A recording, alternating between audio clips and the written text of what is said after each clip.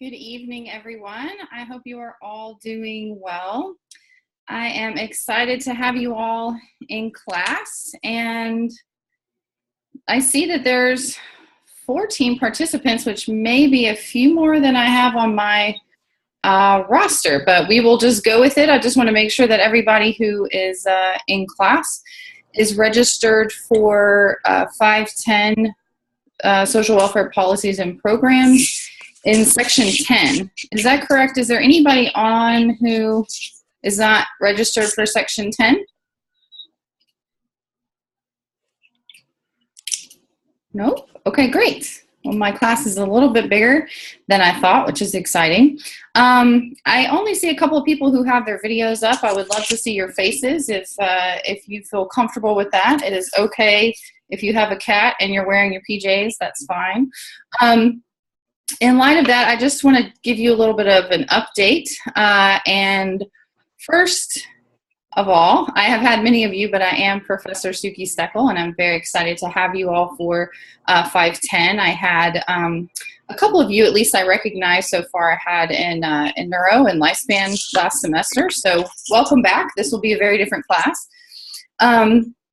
Very exciting macro course. So I am recording this lecture from home today. As you can see, if you knew me before, I'm not in my office.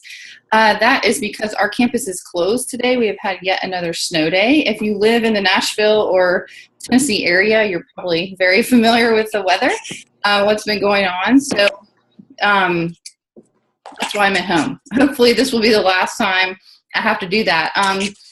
So if my doorbell rings or my dog stops barking or I'm having issues with the connection, I really, really apologize. But hopefully none of that will happen. So we have a big day today, just in that we are going to lay the foundation of the course. I want to go over the syllabus. I want to go over the assignments. We'll talk about some general tips for finding and selecting policies for your policy briefs. And we will go over the Canvas course site a little bit, which hopefully you all have had a chance to peruse.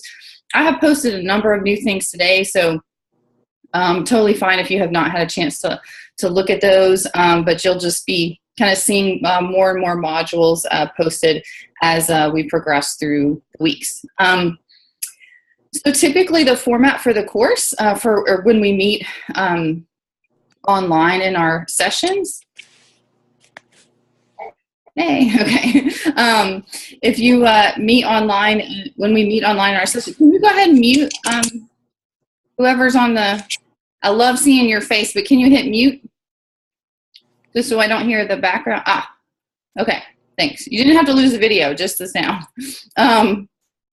So typically our course lectures, whenever you see in the course outline that we have a Zoom meeting, the time of that will be from 5:30 to 6:30. And then I like to do kind of just really open office hours from about 6:30 to 7. Sometimes we will roll our lecture if we have lots of discussion and things like that. We'll roll our lecture into that 6:30 to 7 o'clock half hour. But, so sometimes that will happen and sometimes that won't. So I really appreciate if you all can be flexible about just kind of holding that hour and a half. And if we use it all, great. If we don't use it all and you want to jump off and you don't want to, ask any questions, or, just sometimes students will just listen into other students' questions, which is learn a lot that way. So sometimes those are really robust conversations we have after class, and then sometimes everybody's just ready to be done and we all go, go our separate ways, which is totally fine. So just wanted to clarify that right up in the beginning. So I would love to go ahead and get started. And this course really lends itself, anytime we're talking about social issues, it lends itself to lots of rich discussion. So I hope that our time together will be driven by a lot of that discussion, with you all being, honest and forthcoming, asking, curious questions, all that kind of stuff. However, today is going to be really jam-packed with just sort of didactic information, just sort of me telling you, kind of walking through the syllabus. So hopefully this will be the most time that I talk during our online sessions, but I wanted to give you clear expectations about our time together right now. So we have, I kind of already listed out our agenda. So where do I want to start? Oh, I know where I want to start. I am going to share my screen. You should be able to follow along just fine with the PowerPoint here. I have posted it if for some reason you want to be able to kind of flip back and forth between the slides. I have posted this under the Unit 1 course content. There will always, occasionally you might see a unit without a lecture, but I don't anticipate that. I generally update and post the lectures just in case sometimes there's kind of timely news events I might incorporate, but usually those will be posted kind of day of or a couple of days before the unit, or before kind of the day that marks this unit, which is Wednesdays in the course outline. So usually the lecture will be the last thing that you'll see posted.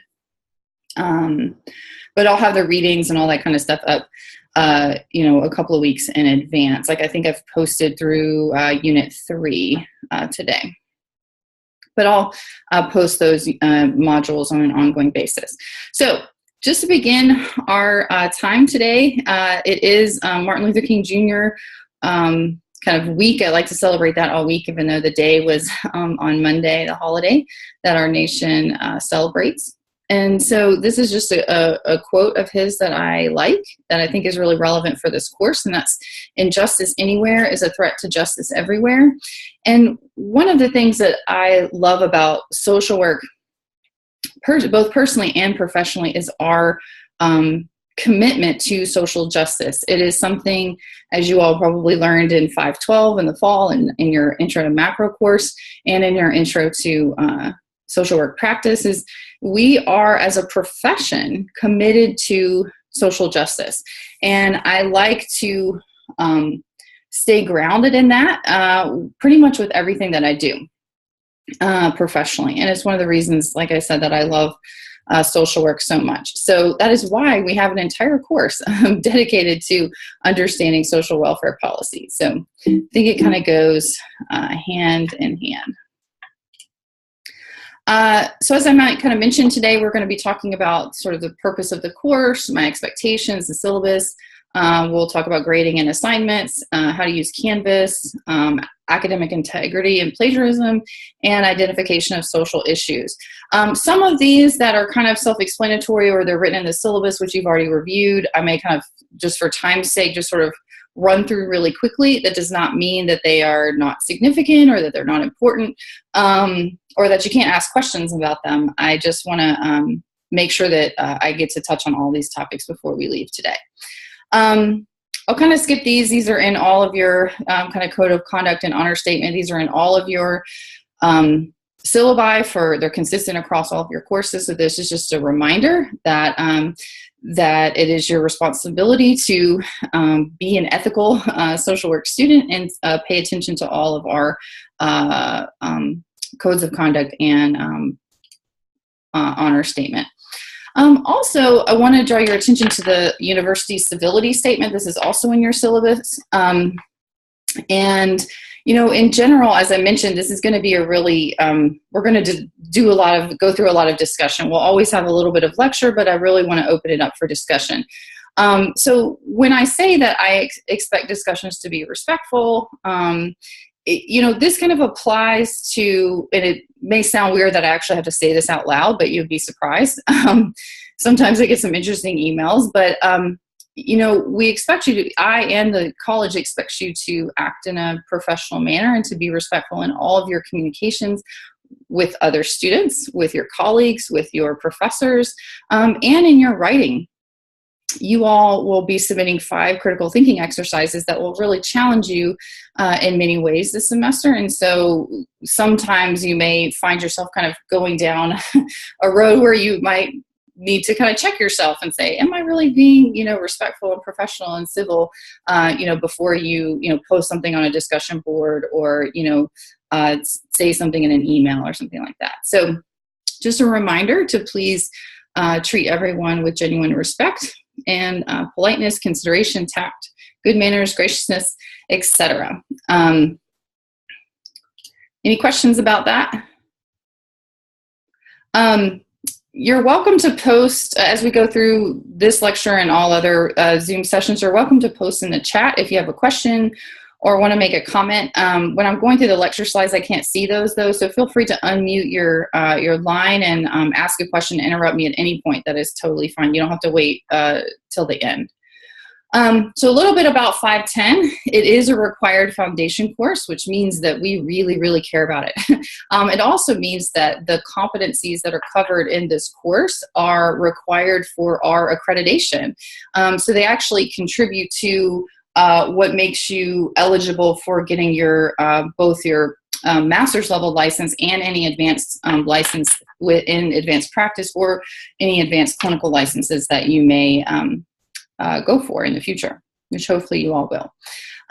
It is 3 credit hours, and we have an emphasis on critical thinking, diversity, justice, and evidence-based practice. Good writing skills are critical to successfully completing this course.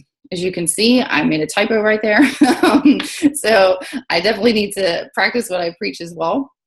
But it really is important, and I have a number of writing resources that I've posted. There's a writing resources module. You are required to review all of the documents in that module, and just know that if you feel like you need writing assistance, please let me know. As online students, and all students, you have access to the Writing Center at UTK in Knoxville. They can do that virtually. You don't have to drive to Knoxville or anything like that. So if you need some extra assistance on that, please let me know, and I'll make sure to send you that flyer. So some general topics for discussion. We will be discussing policy at the organizational, community, and legislative levels. And this may be really new to a lot of you. And in fact, I haven't posted it yet, but when we're done here, I didn't post it because I was hoping we would have time in class today to go through this. And if we do, we'll do that, but I don't think we're going to have time for a student introduction. So I'm going to ask you all to do that via discussion board. And I want to get a kind of a baseline understanding of what policy experience you all have and kind of what you're coming to the table with. Because for some of you, this class is you're kind of old hat. You understand this. You maybe had a community organizing job before, or you somehow worked in some, policy at some level. Some of you may have worked even, we've had past students who had actually been lobbyists at the state legislature before. So, and then we have folks who don't even know kind of what an organizational policy is.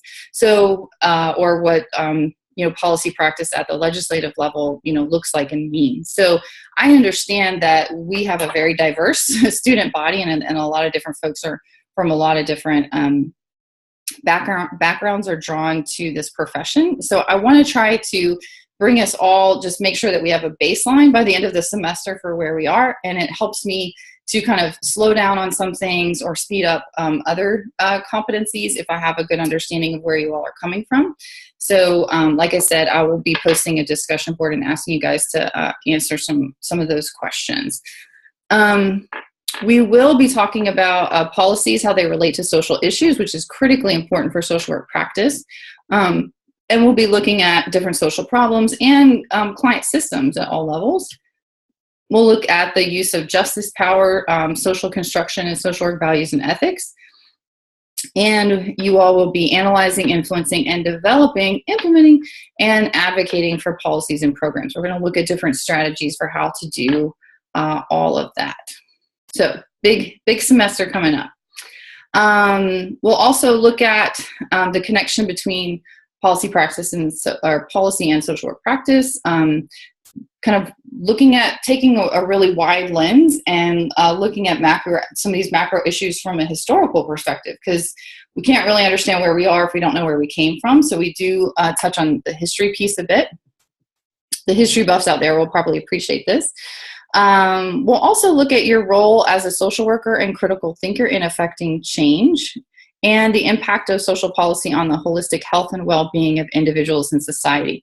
And this piece is huge and extremely, I think, timely and relevant to where we are just as a nation and as a the whole world. You can see, there are so many examples of how policy impacts people's daily lives, their quality of life, and their health status, sometimes their mental health status. So, and I think sometimes people don't, depending on your background, you may not make that connection. So this class is a great opportunity for you to think through some of those critical pieces. So I'm going to pose this question to you. I have told you that it's a required course, but I want to know, just based on the little bit that I have shared with you, why do you think this is a required course for all social work students? And if you're talking, don't forget to unmute your mic.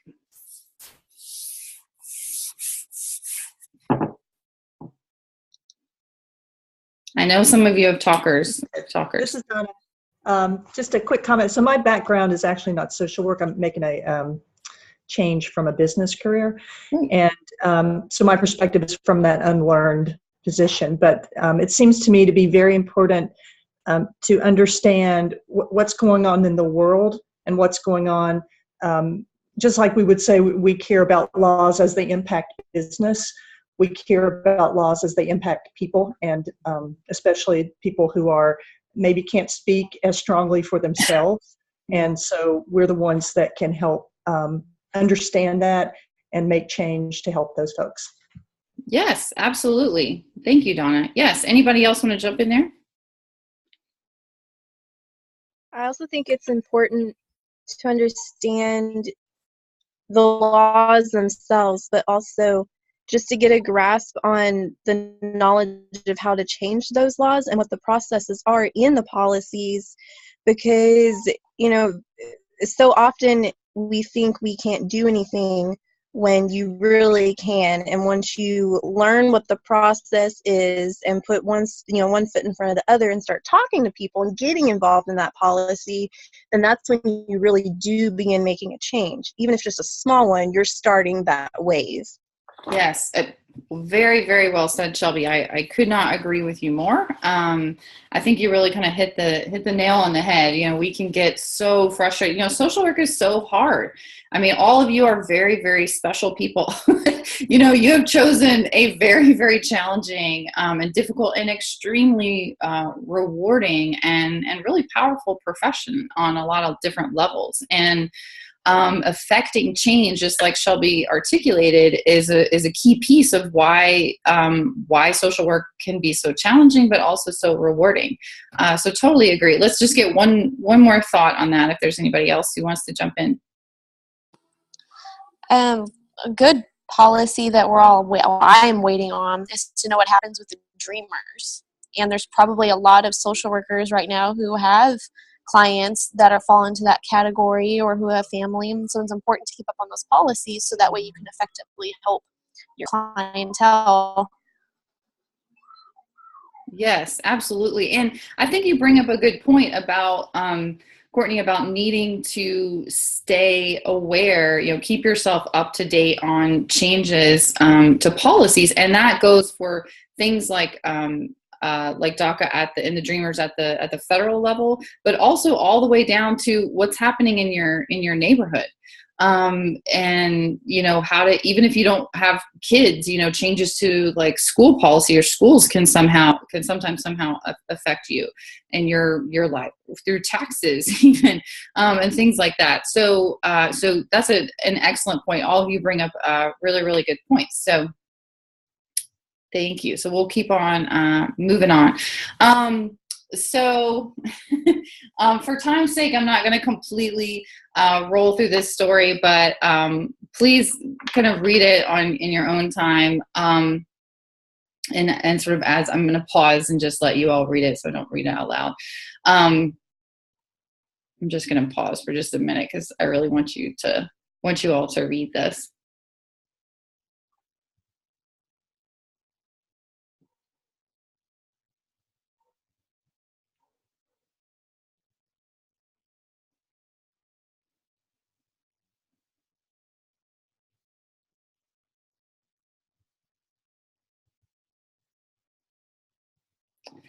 So this is a folktale that we like to talk about, just how it relates to social work in general, but policy specifically. So many times, especially when you're really, really on the front line and you're dealing with real people and real problems and real lives, and real issues, you're seeing things, you're in child welfare, you're in mental health, you're working with folks who've been traumatized, you're in immigration, all these different areas that we can practice in.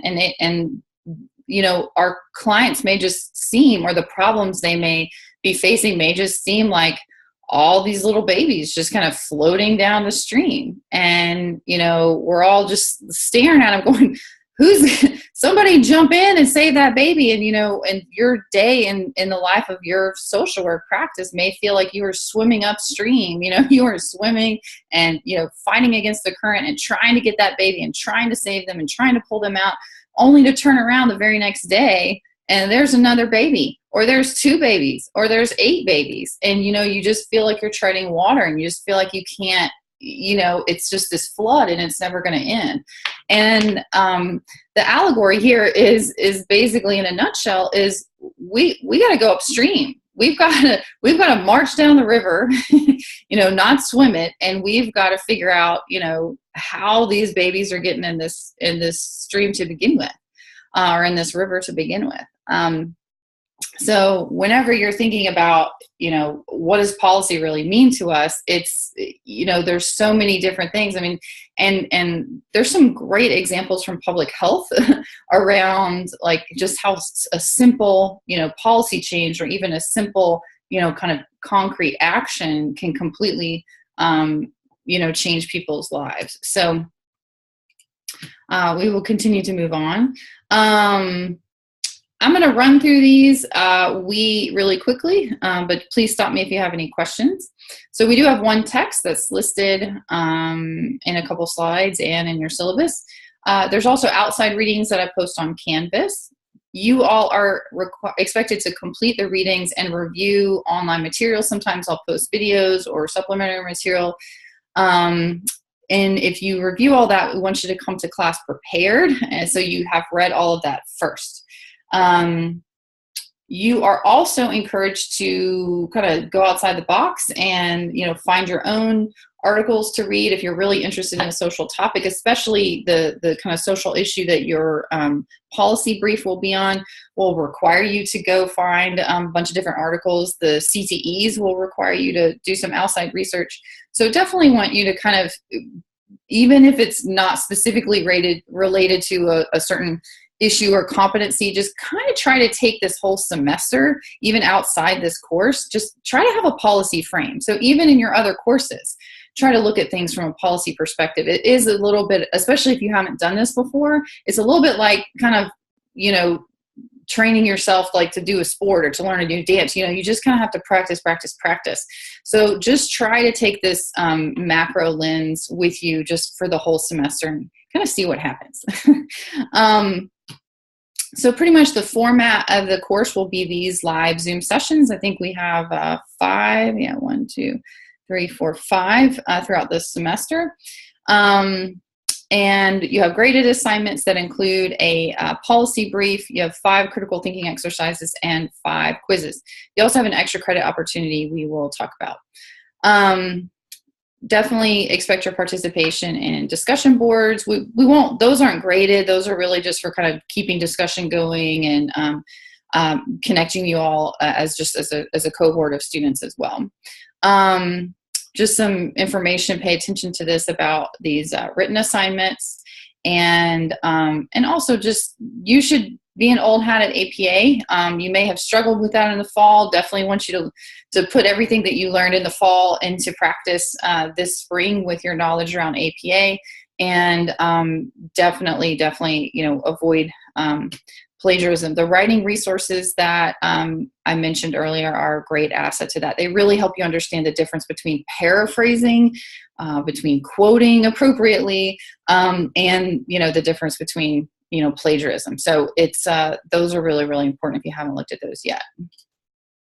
That's the required text is American Social Welfare Policy. It looks like this, if you can see this.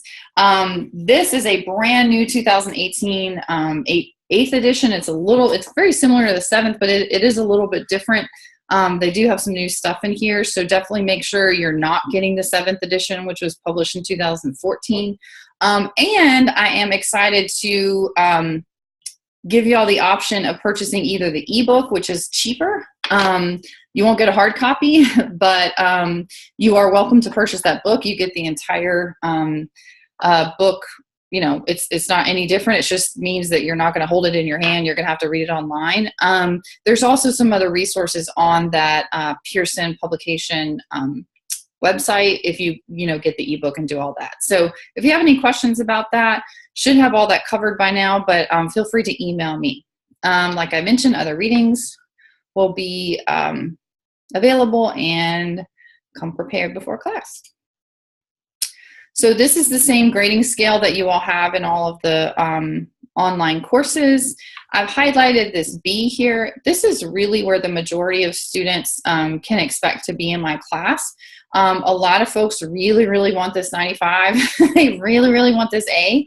And just know that this is really about consistently exceeding expectations. If you had me in neuro, you know I have some pretty high expectations, but I'm also extremely reasonable and will always own any mistakes. I will fix any weird questions on quizzes. I will, I am a human being. I am not perfect. I do make mistakes sometimes, and I appreciate your grace with that. I do a little bit of the same with you. But just know that, A's are not what is standard. B's are really more about what is standard. Any questions about that? Okay. As I mentioned, you will have 5 quizzes. They're worth 40% of your grade. They'll be posted on a rolling basis so as to not overwhelm. In the course outline,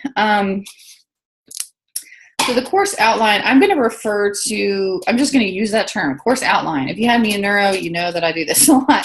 But sometimes people get a little bit confused about where the course outline is, and it is in your syllabus. And it starts on page 8 and looks like this. So I will make a lot of references throughout the semester to the course outline. So just know it's not some separate document that's posted on Canvas. It is in your syllabus. Sometimes I may have to make a change to that, like a Zoom day, which I really try to hold those, as they are, not change those, because I know y'all work hard to get that on your schedule. But, a reading might change, might add a reading, might have to postpone the due date on something. But typically I try to keep this, just the way that it looks in the syllabus. So those quizzes are listed. The due dates for the quizzes are not until the very end of the semester on April 25th. So they are open all semester, but I have put down that's dangerous. A lot of y'all procrastinate and want to just kind of not do it all semester and then just wait and do all 5 quizzes. I know some of you are smiling right now, even though I can't see you. You know who you are. Please don't do that. Your grade will suffer. I will suffer. You will suffer. It's not good. Please don't do that. But just for having grace with life, I have taken out the due dates for those. However, I have recommended dates in the course outline. For example, January 31st, I have a recommended due date for quiz 1 on January 31st. So it will be published, sometime before then. But I put those recommended due dates. They're not bolded. They're under the assignments column in the course outline. So please follow along with that. I highly recommend you go by that schedule just to make your life easier and not so stressful at the end of the semester. And also you have this ongoing feedback in the course, and you know how you're doing. Okay. Also, you will have 1 individual policy brief.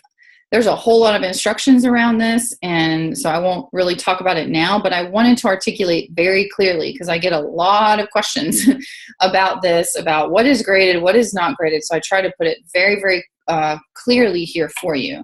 So at the end of the day, this 30% of your grade is based on a 1 to 2 page policy brief.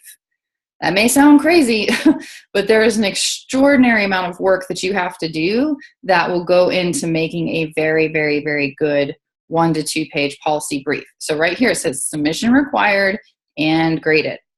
Prior to when this is due, you will complete a policy analysis paper. So it says completion required, but it's not graded and it's not required to be submitted either. This is really for you to do on your own.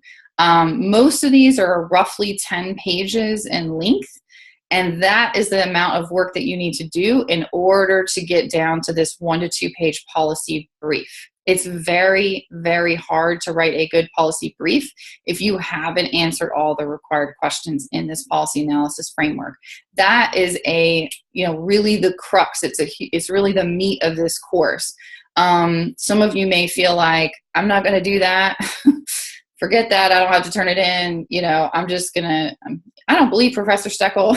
I'm just going to do this 1 to 2 page brief and just let that be it.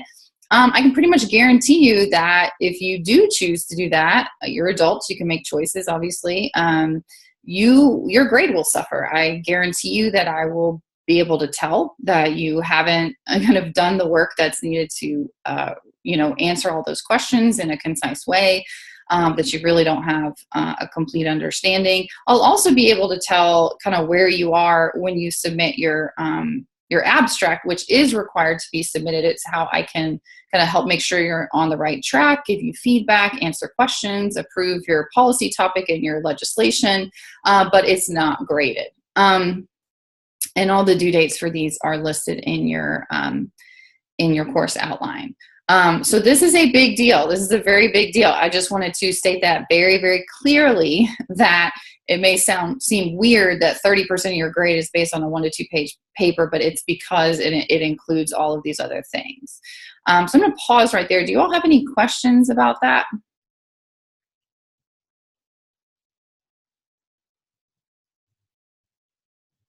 I must have been very clear. Good. Sometimes I'm not. Sometimes I get ahead of myself. I'm going to run through these when we go through the Canvas site. But for right now, just know, and it should be posted, it is posted, the critical thinking exercises. You will complete 5 of them. Collectively, those 5 papers together, which are 3 to 5 pages each in length, are worth 30% of your grade. These are due kind of on an ongoing basis throughout the semester. The first one is actually due next week. So you can get a handle on that. So that is due January 24th. And all of those assignments, you submit everything through the assignments tab, the assignments tab in Canvas.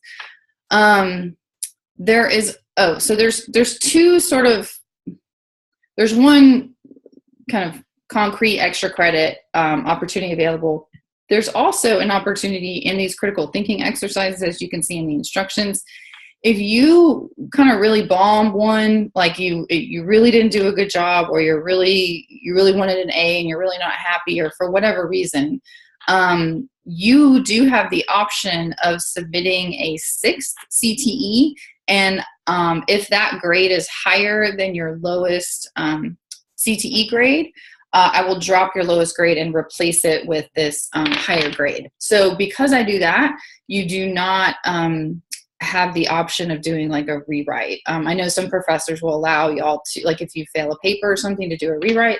I kind of handle it this way. And I think it's, you're still going to be learning. You're still going to be, improving your writing, implementing what you learned and all that good stuff. So that's sort of my method for that. And I've outlined all of that in the instructions, the assignment instructions, under the very first module that says general course information and assignment instructions. So there's a big long document that explains that, includes a rubric, all that good stuff.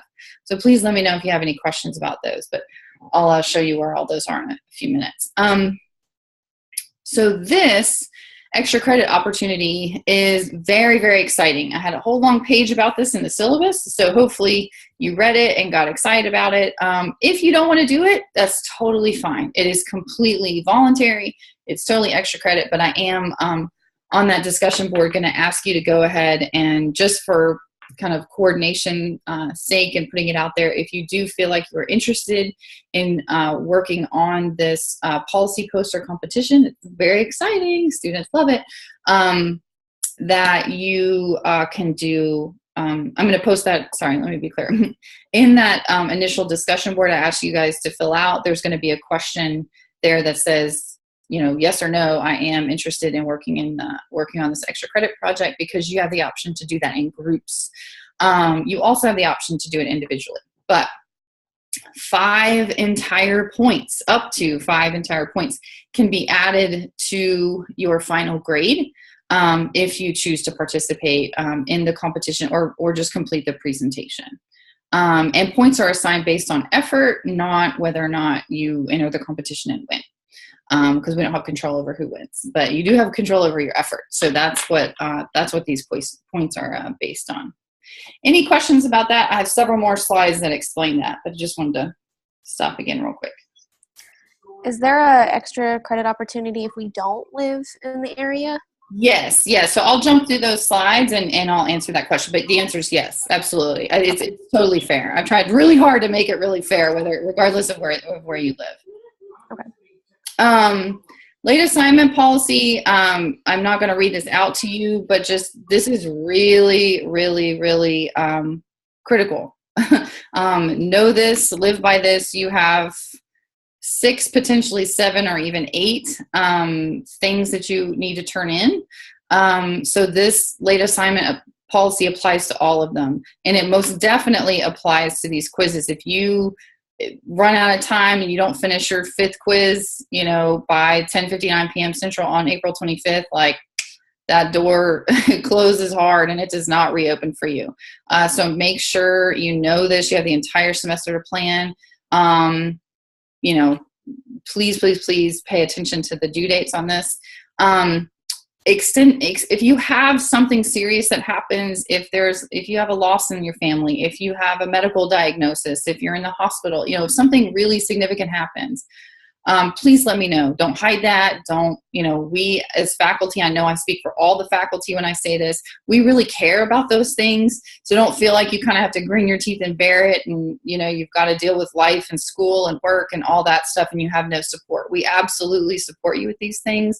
We just really want to draw that line in the sand with, being consistent and fair, and, making sure that you all are holding up your end of the bargain, or end of the responsibility, which is why I say that extension requests related to student error or technological issues will not be considered. So those are not extenuating circumstance. You know, I forgot to complete the quiz is not an extenuating circumstance.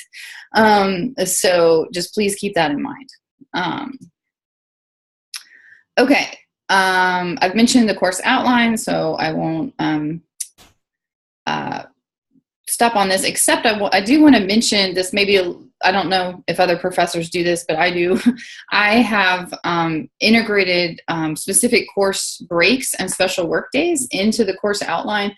Sometimes, like, for example, if this was not an online course and we had an in-person course and we had the snow day like we did today or yesterday, that would be a big issue for the course outline. So I've kind of put in some days to account for things like this, and then also some special work days around the policy assignment towards the end of the semester. So I've tried to articulate those pretty clearly in the course outline, but if something is not clear, please let me know. I've tried to make this really clear, so even if you don't print out the whole syllabus, you can print out the course outline and just kind of have it in your notebooks and just kind of be following along.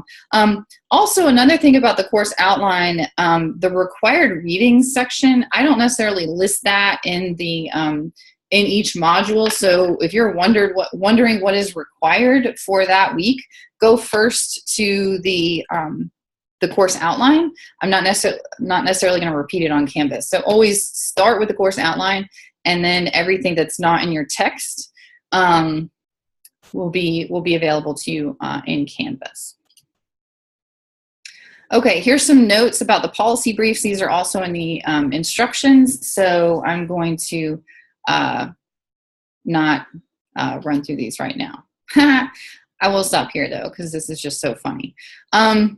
So the extra credit assignment is, like I said, you can work in groups, but keep in mind that just because it's extra credit doesn't mean that you don't have the same expectations and requirements that you would for how you act in a group, how you contribute into a group process. All of those things are still going to stand, even though it's, not for a grade, even though it's not for one of the requirements, it really is just extra credit, but all of those same expectations apply. So just a little bit to cover this so you're not totally in the dark. But like I said, all of this information is posted on Canvas. So the required piece that you all are going to do is ultimately a policy brief, which is that 1 to 2 page brief. The extra credit portion of this is you will be able to take the same policies that you worked on individually and figure out, and some of y'all may even choose the same policies, you never know, but you will form groups and present a maximum of 30-minute presentation to me, and we will schedule a time to do that. And this is how you can do it, whether kind of regardless of what state you're in. So the extra credit component is it's 5 entire points over and above your final grade. So that's a lot of work. So there's a lot of components that would be involved in your presentation.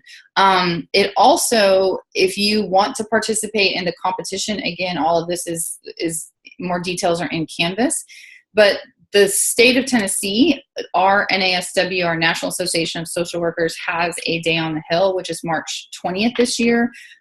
We really, really, really, really, really, really want an online student. And I would love an online student from my section of 510 to be selected to participate in the to basically represent the entire online program at this competition in Tennessee.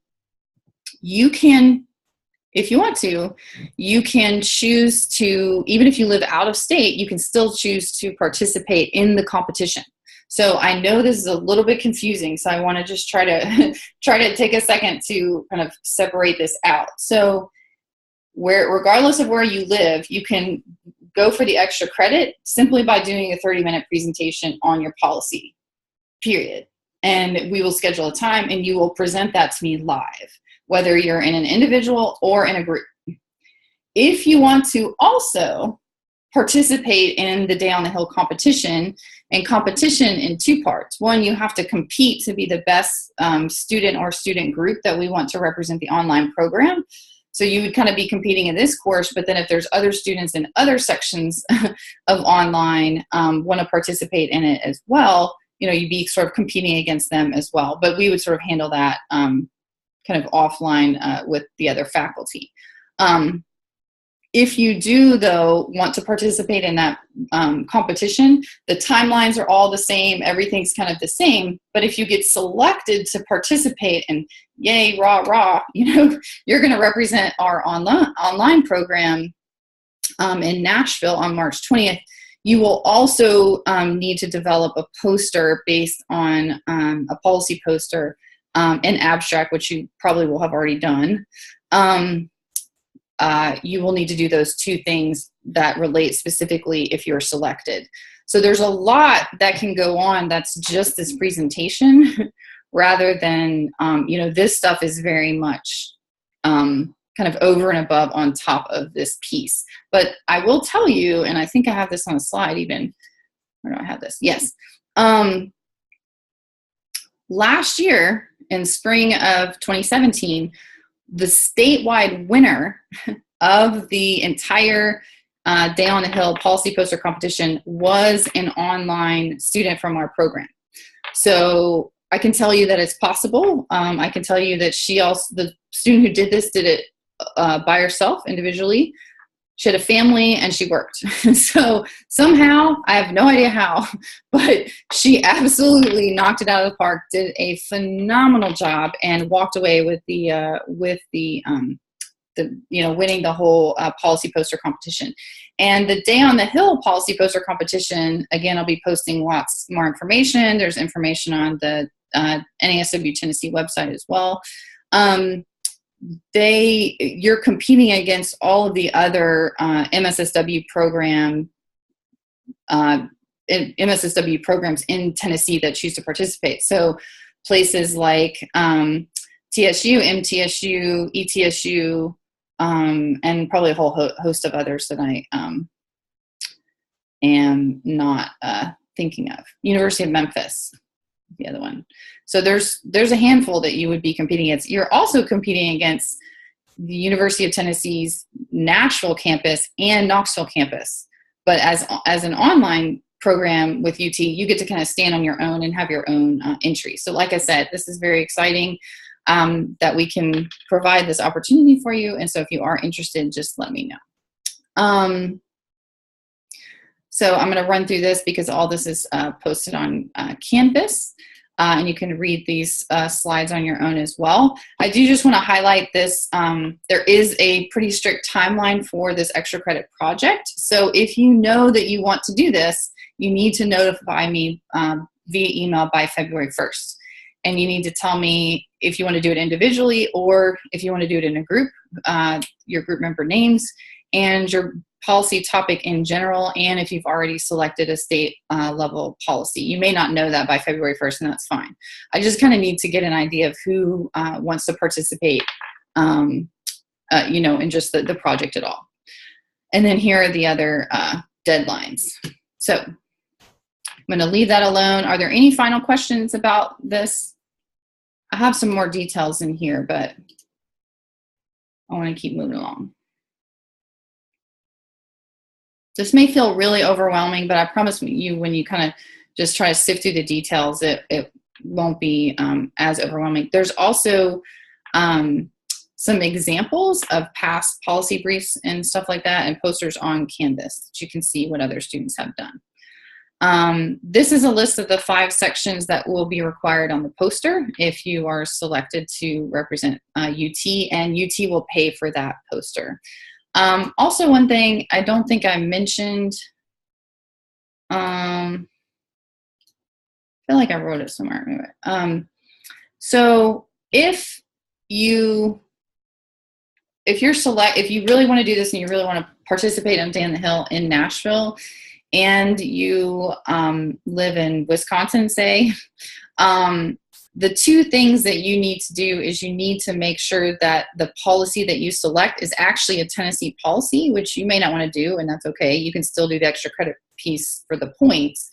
But the policy competition, it hasn't happened before, but I'm really going to try. If you really want to do that and you do get selected, I'm going to see if we can find some funding for you to fly down and participate in a 10-day on the Hill, which is a great day. And you learn a lot, even though you're not from Tennessee. It would still be, you'd be surrounded by 500 social work students, and it's a lot of fun. But I will try to find some funding for you. That's not guaranteed, but I will work on that on your behalf. Okay.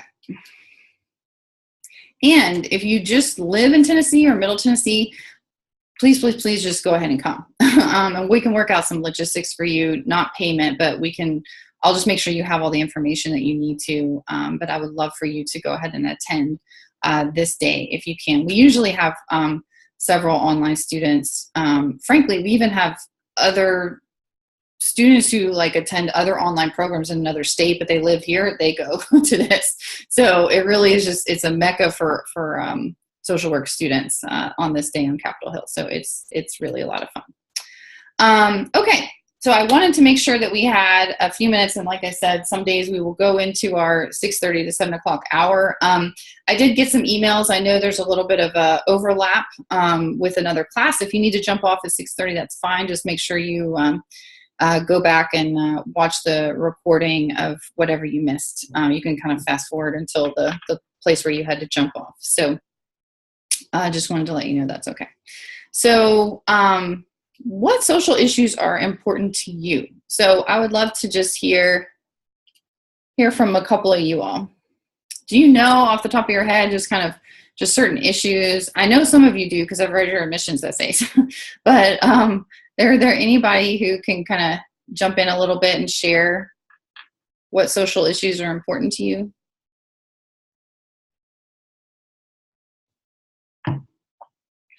I'll say healthcare. Okay. Okay, Sharon, like in what way? Well, especially right now with what's going on with CHIP Yes. in a lot of the states, and just it's a right for everyone to, be able to have healthcare and be able to be covered. And I feel it's a shame that there's people that feel like children, or especially if you're an immigrant or what have you, shouldn't be covered. So it's kind of, I know I've had my own issues with coverage, and I grew up here. And to think that a child wouldn't be able to be covered is scary. Yes, it is very, very scary. And it really does impact indirectly everyone. Mm-hmm. Whether kids or not, it's an issue that actually impacts everybody. So yes, good. Anybody else want to share what social issues are important to you? In my daughter's waving to all of you. In my placement, I work with, they're all felons, and I didn't realize how much a person gives up when they become a felon. They're not eligible for federal funding such as FAFSA for education. They lose the right to vote. Jobs are nearly impossible to get unless it's minimum wage, and they just a lot of them fall back into the criminal life because it's the only way they can sustain their families, and it's sad to see. And so trying to help these people, trying to get a good job or better themselves, I mean, it's shocking to me to see somebody's goal in life to just get a managing job at Wendy's, but it's sad to say that that's actually the only level that some of these people can get. Yeah, that's absolutely huge. And there is a CTE hot topic option that is specifically addresses that. So that may be something that you want to choose to do on that particular assignment. Great. Anybody else want to share? Let's do one more.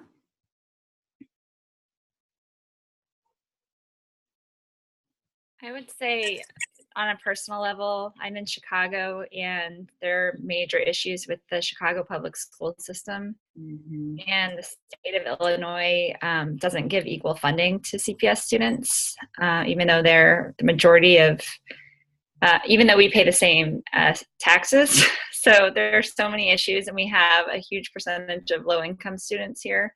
So it's just a constant issue here. That affects me personally because my kids attend CPS. So that's something. Are you saying that the state basically pulls the tax dollars like up to the state level and then redistributes them in an it's an unequal distribution versus other. There's so many pros and cons to that. Wow, that's fascinating. That's fascinating. It's always in the news here. Yeah. Well, that's great, Chrissy, and thank you for bringing that up because it's just an example of how I want to take this opportunity to just remind and reiterate all of you that I know that you all know this is the University of Tennessee. We're the state flagship university. This is, we are teaching this course. A lot of the students that are in this class and that are in the online program, live in Tennessee, but a lot of you all don't. So I'm going to try my best to make sure that that the information that I present is a very, balanced way, which is another, in that basically you can take what you're learning in this class and apply it to wherever you are. So I really encourage you all for the policy briefs, if you live somewhere outside of Tennessee, to go ahead and select a policy from the state legislature, in your state, something that's really relevant to you personally and relevant to your professional social work practice where you are. So if you ever feel like I'm getting too much off course with that, I'm not addressing that, please help to call me out on that, draw attention to that, so that I can make sure that I, am addressing that. Cause that's really, really important to me, that if you don't live in Tennessee, you don't feel like you're kind of getting like too much over the head with Tennessee specific stuff. Although, it's kind of what's here and what's around. So it's a little bit of a low hanging fruit there. Okay. So a little bit about, this is, we just heard 3 examples, and in all 3 of those examples, which were very, very different, there's something that's either in the news, there's something that may be, some type of either federal or state level legislation that's being, presented, that's very current. There's probably something that we can find on that. So your challenge is to really figure out kind of for your policy assignment, how do you want to do this? What do you, how are you going to kind of narrow this down? So one way or just kind of a process, you don't have to do it exactly this way, but just some recommendations to get you started if you're struggling with that, is to identify what you see as one of the biggest social problems in the U.S. today. Like just what, we heard CHIP, that's huge. And we might have kids, losing insurance, that, immigration issues. We had somebody deported here in Tennessee. I saw a headline recently. He'd lived here 30 years and he got deported. So there's lots of things that may, for whatever reason, they resonate with you personally or professionally. Maybe you see them every day in your practice. Maybe you grew up with, let's say one of your parents suffered from mental health issue or addiction, so that you feel very passionately about that. You can kind of source that from wherever you need to, but you can identify, what are some of these core issues, and what are some of the causes of that problem. These are things you're going to be investigating when you follow the policy analysis framework. And what are some of the causes of those causes? So sometimes when we talk about doing a quote unquote deep dive, you're really going to be having to kind of do more research, go a little deeper in your investigation of what even kind of causes things. There's multiple layers of things, like an issue as big as, racism. There's not one cause, I guess you could kind of simplify it and say, yes, there is one cause, but you really kind of need to, there's so many layers of how that is, implicated in our country, that, you kind of have to go underneath, dig a little deeper, go layer by layer. Sometimes you might even have to find out what is the cause of this second layer of causes. So, and that can be really exciting. You can really learn a lot by kind of going through that process. Another thing to think about when because for your policy brief, you're going to have to select a state level policy. I know many of you may want to do the federal policies. I promise you, it gets really overwhelming really quick. There's omnibus, budget bills, it gets a little crazy. So, not crazy. What I mean is it can be really overwhelming to apply this framework to a federal legislation. Also, there's not as much opportunity for you to have direct impact.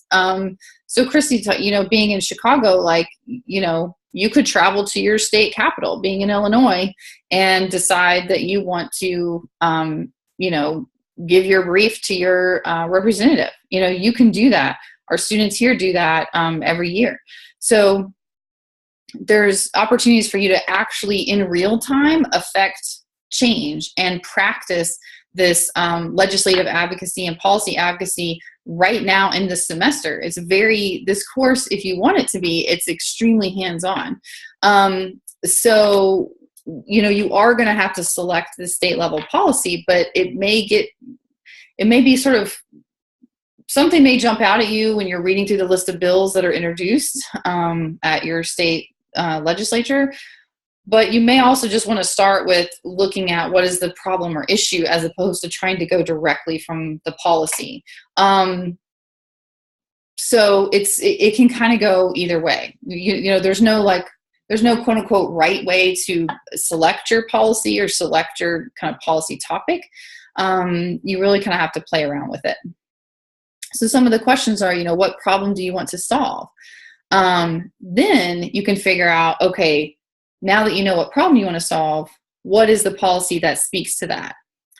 One thing that is really tricky that you will find is a lot of times there are bills that you want to analyze, pieces of legislation that are introduced, and you read through it and you see that it sounds like a really big deal and it feels really important, or you're doing your research and you realize, what problem, what on earth are they trying to solve? It's like I call that a policy in search of a problem. And unfortunately, it occurs more than we would like, because you would think that policies are there to, help address problems. But sometimes policies create problems, or they aren't clearly addressing something, a known problem. So just be on the lookout. Sometimes things can go that way as well. Kind of step by step, some other things that you'll need to do when you're looking at completing your policy project is to identify agencies and people who are advocates in that area. You can go to their websites, get on their email listservs, talk to them. I have that big bold of capitals, talk to them. Policy practice is, I don't want to say 99% relationships, but it's a very relational process. So, pick up that phone, even if you're not used to that, even if you think email is the best form of communication, I can promise you that when it comes to policy, it's all about the human connection, not necessarily data and spreadsheets, because a lot of humans just ignore those anyway. So those relationships are really key. So find people who can introduce you, like your field agency. So if you feel like you want to meet somebody or get that introduction, do that 6 degrees of separation and figure out if you can find somebody who knows you and who can make a personal introduction. Make appointments, meet with them. I have some tips online under legislative resources around kind of how to do some of this, and you'll have some readings on that as well.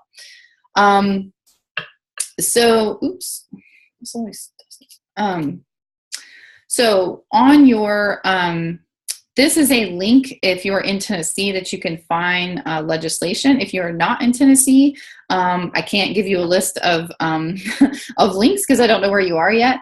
But if you should be able to just Google, Illinois General Assembly or something like that. In whatever state that you're in, you should be able to find this pretty easily. Tennessee has a very robust website. It's actually won national awards, our General Assembly's website. So things are typically very easy to find and track. You can view hearings online in real time. So I say that to say, if you look at Tennessee's website and then go to your own state and it's not as good, don't be surprised. I think it's one of those things Tennessee just happened to do right.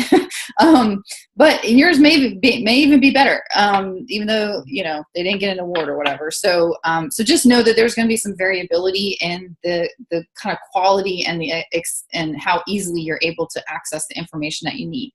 So if you don't live in Tennessee, I know very clearly how it works in Tennessee, but if you don't live in Tennessee, and you're struggling to find this information, you're struggling to find bills, all that kind of stuff, please let me know as soon as possible, and we'll just set up a call or a meeting, and I will work directly with you on trying to troubleshoot some of those issues and help you work through that. So don't feel like you're kind of on your own. You're absolutely not.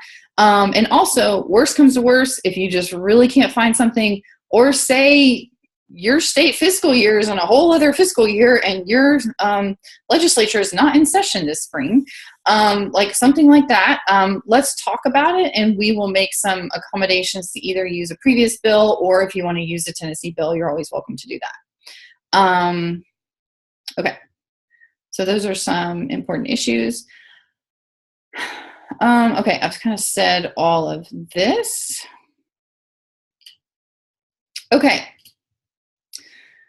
A little bit about the Canvas site. I am not tech support, so please don't contact me with your tech questions. I don't know. If it's an issue like a link or something doesn't work on Canvas yet, please let me know that, because if I try to check all the links, but sometimes they do break mid-semester and I don't know about it, so I rely on you all to help me with that as well. So things like that, obviously, do let me know. But our Office of Information Technology is, they're fabulous, and they are timely and responsive and can answer all your questions. So call the OIT help desk if you have any kind of tech issues. You're also responsible for having a computer and internet that's in working order, so that's your responsibility. Like I said, I try to fix the links, but if they're not fixed, please let me know. And please try not to wait to the last minute to try to upload something, because you never know what could happen. I am going to post a couple of discussion boards. One is going to be a general kind of course questions discussion board. So if you can't find it, if you try to look it up and all that kind of stuff, post it on the discussion board. I don't necessarily look at that every day, so don't think Sunday at 10 p.m. I'm going to respond to your discussion board question. But I will check that on a weekly basis. Other students are welcome to respond to the questions if you feel like students are welcome to do that. I will post a training opportunities discussion board if sometimes that comes along. Sometimes they're online, sometimes they're in person. But I will, as those come available, I will post those there. And you can subscribe to boards and threads as you need to. Okay, I'm going to pause right there before we go any further. Are there any questions? I know I'm going really fast.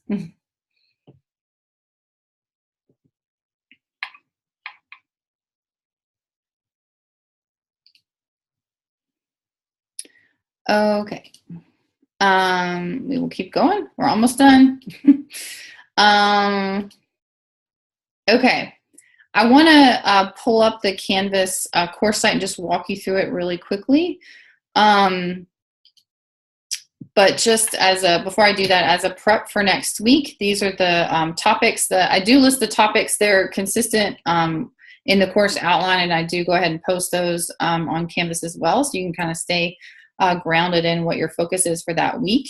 And the two readings that are due for Unit 2 are chapters 1 and 3 in your text.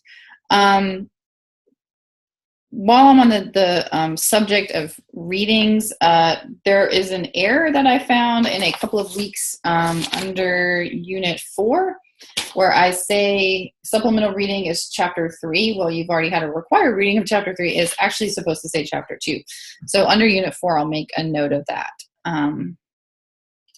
Okay, so I'm going to stop share. Are there any questions? What I'm going to do while I am, actually, I guess I need to go ahead and share again. I'm going to pull up the Canvas site. Keep in mind that yours is going to look a little different, but it should look pretty similar to this. So this new module, general course info and assignment instructions, has a whole bunch of information. So the syllabus is here, information on quizzes, although to complete your quizzes, you will come over here to the quizzes section when I post them. This will be live. You'll be able to see that. Other assignments like the policy brief and the CTEs, you will upload them under assignments, but all of the information instructions, I like to have it in one place, so I put that here. So I have grading rubrics for these two written assignments. Here's all the other information about the optional extra credit. So there's lots of stuff. And as I mentioned, here are some policy briefs. So please, or actually here's some briefs and here's some other posters and presentations so you can have an idea of, what that could look like. So I want to jump here to these instructions and go ahead and pull these up for you. So here's some general instructions for how to complete the critical thinking exercises. Here are the due dates. These are consistent with what is in the syllabus. Keep in mind they are due to be submitted in Canvas by 9 a.m. Central Time on each of these dates. And again, that 6th CTE is optional for you. because the lowest of these will be dropped. Or you can use it to replace a low score is what I mean. So then following here, it has a list of each of what you have to cover in each of the CTEs. So there are different focuses, there are different questions under each of the CTEs. So the first CTE topics are all required. So this is very consistent. So CTE 1 due January 24th, here it is, CTE 1, this is what you have to do. It's on kind of who represents me. So as I said, if you have any problems locating this, your kind of who represents you, like who your representative, who your state representatives, your state senators, who, if you have trouble kind of finding this information, please let me know. And so these are all the questions that you need to answer for both your state senators and your state representatives. So should be pretty self-explanatory. And again, all of the general instructions for each of these are up here. So each paper must adhere to the following: be 3 to 5 pages, APA format. You can write the paper in either first or third person. A lot of these are asking you to reflect, so that may feel weird to do that in third person, but some people like that. So I just kind of left that up to you. Okay. All papers must also incorporate at least one recent relevant peer-reviewed journal article, and the late assignment policy applies, as I mentioned earlier.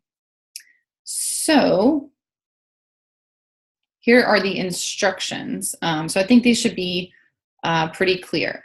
So lastly, CTEs 4 and 5, plus the bonus CTE option, you can pick from this list of hot topics. So the first 3 topics I give you are required.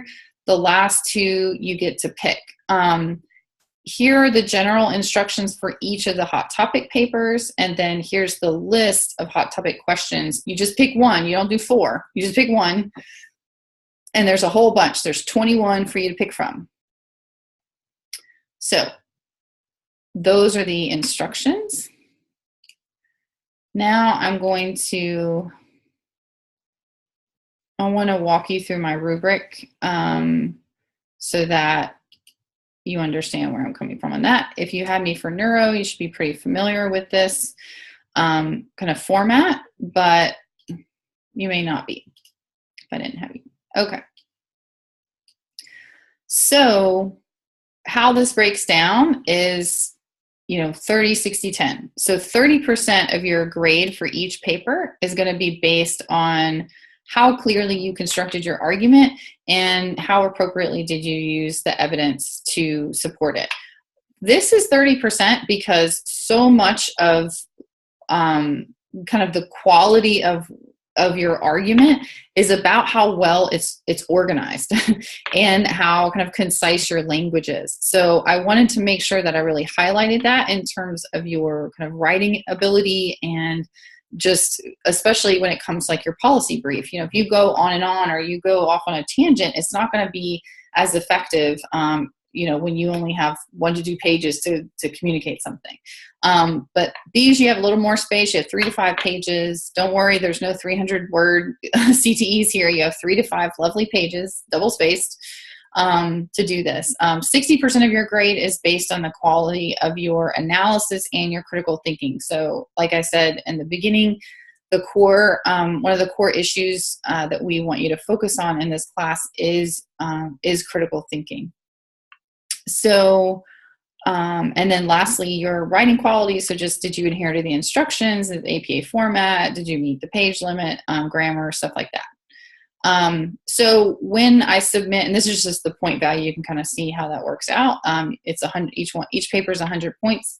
And so I will give you a feedback sheet on each of your papers. I will try to do that very quickly. I definitely want you to have the feedback before you submit the next one. So I'll try to turn these around as quickly as I can. And then I will give you comments on your strengths and areas for improvement. So these numbers won't be in your feedback sheet. That's just for your reference. What will be is this kind of check plus, or check minus. These are some kind of grading examples that they, correspond to the exemplary, acceptable, marginal, all that. So you can read through that down here. But then one last thing I wanted to show you is this is a great place. If you're wondering what in the heck to do on these CTEs, please read how these CTEs are graded. There's lots of key pieces here. So the questions is sort of like a checklist, how well did you integrate the readings? Like, how well did you synthesize the material? This comparison and contrast, these critical thinking exercises, each one is really an analysis. So what I have found with past students, and I really, if you've kind of zoned out for a minute, come back to me, please, because this part is really important. A lot of writing that I have seen, not everybody, but a lot of writing that I've seen, students think that they're quote unquote analyzing something, but really what they're doing is they're just describing it. And that's great. There's all these details. They're really, relevant. They're really important. You're telling me names and dates and theories and whatever, but just describing something is not the same as analyzing it. So this whole idea of compare and contrast, that's really the analysis. Like, just a super simplistic example is you can tell me that, why something is blue, and you can tell me why something is red or that something is red. But an analysis is you putting those things together and telling me how when blue and red comes together, it creates purple. That's really an analysis. Like I said, very simplistic. But this is a challenge for a lot of people. You're not kind of used to writing in that way. And for policy, it's really important. So ask yourself, and make sure that you're covering things like, do authors of different reading materials take similar or divergent perspectives or stances? How can they be understood together? Are they contradictory? Sometimes they are, sometimes they're not. Why? This should not just be thrown in gratuitously, but should fit with the flow of your answer. So critical approach is all about kind of critical thinking. Also, is there something missing? Maybe you thought that the social problem was caused by blank, but you did your research and you found that that wasn't actually the case. And so now you're sort of wrestling with that. But you've learned this one thing. There's so much opportunity for you to critically think about this and also be looking at this empirical research. You can't, if you get feedback from me that says conjecture, that's code. It's not code. That's your opinion, and your opinion is valid in many respects. But if you're not supporting, your thoughts with evidence, then it's just opinion, and it's very, very easily dismissible. So we want you to practice things that are going to be critical, supported with evidence, and that are not easily dismissed because you've really supported your argument. And then there's lastly some kind of more sort of grading anchors for feedback on your final grade. Okay. Any questions about that? I know we've covered a lot today. I don't think I posted these until yesterday, so I wanted to make sure I went ahead and gave you a solid overview on these while we had our time together. Okay, there's no CTE questions. I am going to jump to the policy brief outline because we have just a few minutes left.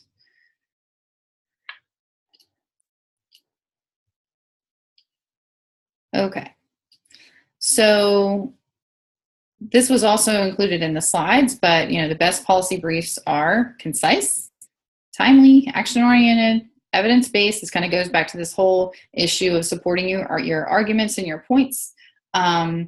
It's professional, so it's rational. You definitely are not getting to insulting or divisive or inflammatory rhetoric. You are absolutely staying away from that. This is not the place for that. This is not social media. This is not the place for that. Also, you're looking at things like feasibility, and a lot of that's covered in the policy framework, and accessible. You want to be your language here needs to be free of jargon, clear, and understandable. Just because you know what EBIP is, doesn't mean that anybody else knows what EBIP is. So, very important that you're not using that. So here's a rubric for how this policy brief is going to be graded. And I just realized that the numbers are a little off. So I will fix those. I thought I fixed them. I apologize. These will equal 100. Wow, I really thought I fixed this. Like I said, I'm not perfect. So, but these components will stay the same. So you'll have a title. It feels weird to give points to a title, but titles matter because they're the first thing that you see, and the briefs are really short, so they really matter. You have an executive summary section, which is a description of the bill, so that's again, I said I'll fix these points, so kind of ignore these for now. I apologize. You'll talk about the context and importance of the problem. Again, this is very, very brief, but it's very important. So you want to make sure you have a clear statement of the problem or issue in focus, a short overview of the root causes of the problem, and a clear statement of the policy implications of the problem that establish the current importance and relevance of the policy issue. This is a great example of why it's really hard for you to do this well if you haven't written that whole policy analysis paper. You also need to include a critique of the policy option. So this is where you really get to say, this is what the policy is going to do, but this is why this is such a bad idea, or this is why this is such a good idea. And then the policy recommendations is you can say, yes, we love this bill. Here's how it could be better. Or this bill is terrible. Here's what could make it better. Or, here's what you need to do. So this part is really, really, really important. This is where a lot of your kind of rationale and critical thinking will live here. This is sort of a general kind of quality issue. So policy briefs must be APA formatted and reflect graduate level work. It should be visually appealing and 1 to 2 pages in length, including charts, tables, and graphs, but excluding references. You can submit your references to me in a separate document. And include a footer with your name, contact information, and university. I will tell you that 2 years ago, the policy, it was 2 years ago, our policy students from the Nashville campus who actually won the statewide competition, they actually used their brief the day on the Hill. They took their briefs to their legislators, and their bill was in committee that day, had a hearing. They got their briefs this is all real time. They got their briefs to the one of the sponsors of the bill. Sponsor read their brief and even referred to their brief in the committee hearing, and their bill, which they supported, ultimately passed. So, wow, that was an extraordinary opportunity for them, and something that they will definitely take with them for a long, long time. And I will give you an example. I will show you their brief that they actually did that with. So here it is. It's 2 pages. They spent a lot of time on it, as you can tell, and did an absolutely fabulous job. So this is an example. I would say, this is pretty much an A+ brief. I know not everybody's brief is going to look like this. They were very intentional about the color scheme because it was all about kind of women's contraceptive rights and things like that. So this was their choice. So, you don't have to do pink and orange, but this is what they decided to do. So here's an example for you to look at. And that is online for you.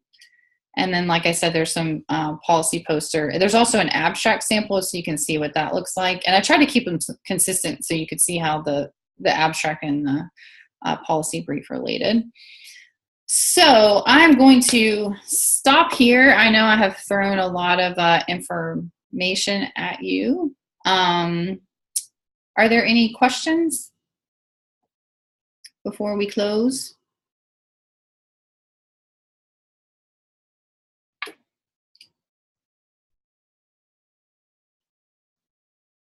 Are you all tired?